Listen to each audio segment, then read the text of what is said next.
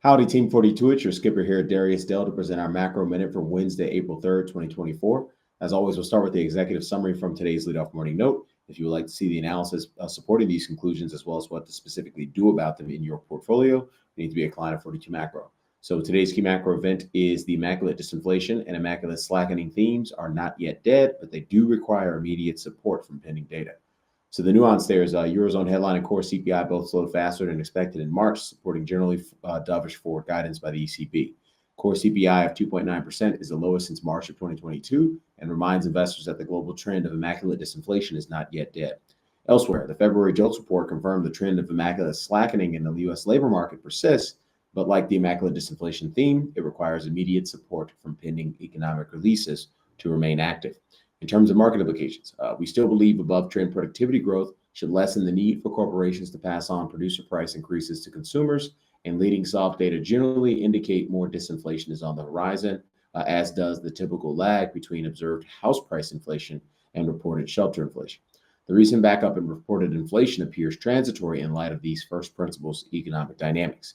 The recent backup in reported inflation is, however, likely the start of a new trend if productivity growth decelerates meaningfully and or the relationship between home price inflation and shelter inflation is now in the process of decoupling. It is too early to tell on either front. The key upcoming releases are as follows. Next week on the 10th, we get CPI. A couple weeks after that, we get the PCE on the 26th. And then a week later, we get non-farm productivity on the 2nd. Don't guess, react. It is far better to be a little late to market regime change than it is to incorrectly anticipate regime change for an extended period of time.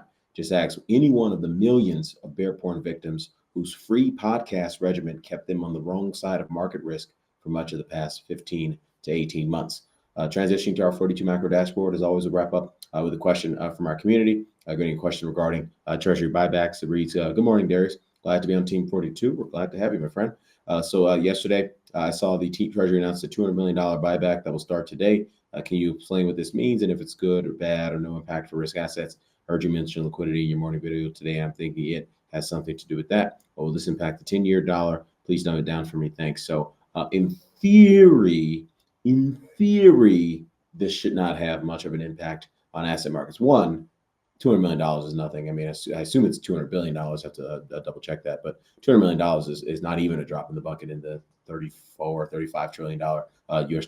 Treasury market. So just keep that in mind. But even if it was $200 billion, what they're doing with buybacks, a lot of investors, I think, incorrectly assume that the Treasury is issuing short duration assets to buy off the run, off the run Treasury securities. Just means that they're not, part of these major well traded tenders like, 5-year, 10-year, 20-year, 30-year, like a 17-year, for example, or an 11-year will be an off the run Treasury security. So a lot of investors incorrectly assume that the Fed is issuing short duration Treasuries like T-bills to buy back off the run, with Treasury longer run Treasury securities to improve market functioning. That's not what they're doing. They're actually using those proceeds to actually just replace those off the run Treasury securities with Treasury securities that are a lot closer to those durations. So it should have a very minimal impact on the composition of Treasuries outstanding. I mean, it will have an impact, but it'll essentially crowd Treasury market, the net Treasuries outstanding closer to the pockets of liquidity in the Treasury market. Again, you're talking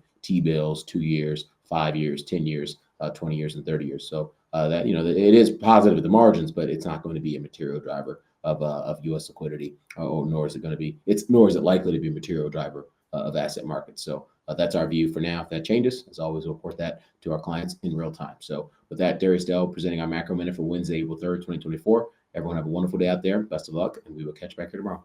Cheers.